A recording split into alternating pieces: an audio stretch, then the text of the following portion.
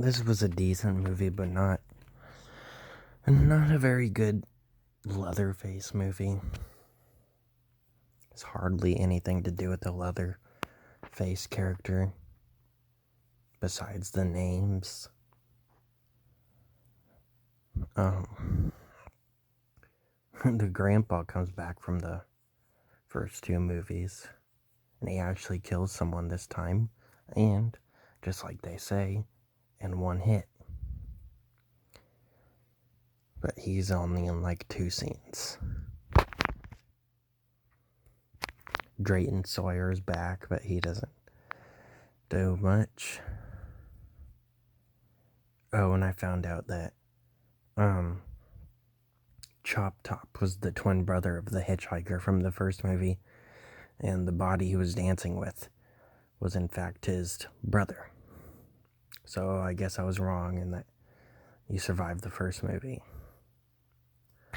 But unfortunately, I couldn't find a third movie on anything. So this is the third movie I'm watching, and the last Chainsaw Massacre that I'm reviewing until I find them somewhere, because I couldn't find any of them. I found Rob Zombie's Halloween, but it was the second one, and I haven't seen the first one. And I couldn't find any Texas Chainsaw Massacre movies besides this one. But anyways, back to the actual movie. It has a bunch of teenagers that get put into a mental place and taken away from their parents because child endangerment. And then eventually they escape because the mother just can't take not seeing her kids anymore. And she goes there and,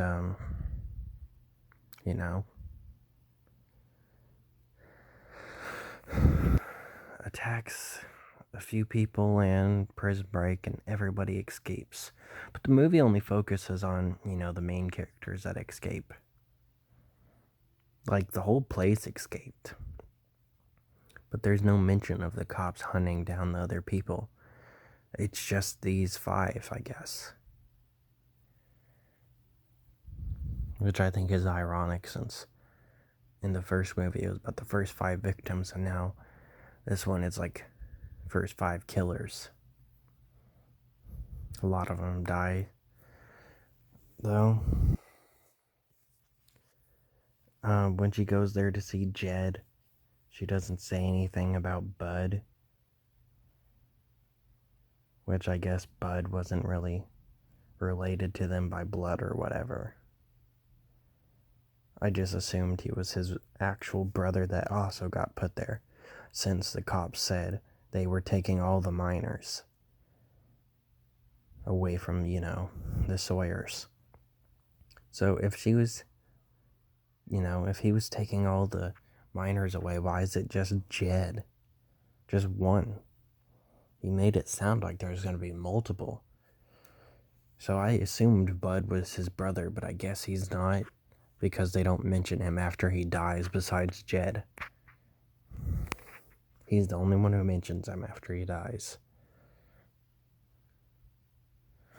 A nurse gets kidnapped for most of the movie. She ends up getting killed by going a little bit too far. She's like, this isn't you. This isn't you. Your mother's crazy. She gets her head whacked right off. Oh, she could have done, something better, like, this is your mother talking. You don't want to do this. But no, she decided to insult his mother that he just recently reunited with. And he's been wanting to see his family for a long time. But he didn't know where they were, and Bud was his only family. And now Bud is dead. And she's gonna talk crap about his mother and think nothing bad's gonna happen. But he only puts the Leatherface on it. Literally the end of the movie. Not even joking. He puts it on in the end of the movie, and then They do one of those jump scare endings that didn't scare me at all. He swipes at the mirror and breaks it. The movie ends. I don't know, it had a decent enough plot at first. It could have worked. But as a Texas Chainsaw Massacre movie, even as an origin movie, it's really not that good. A big part of these movies is cannibalism. So there's none of that in this movie. It's not exactly something you look forward to, but it's something expect to see in these type of movies. But no, in this movie, people are just killed to be killed.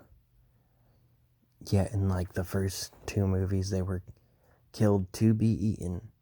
That was the whole thing.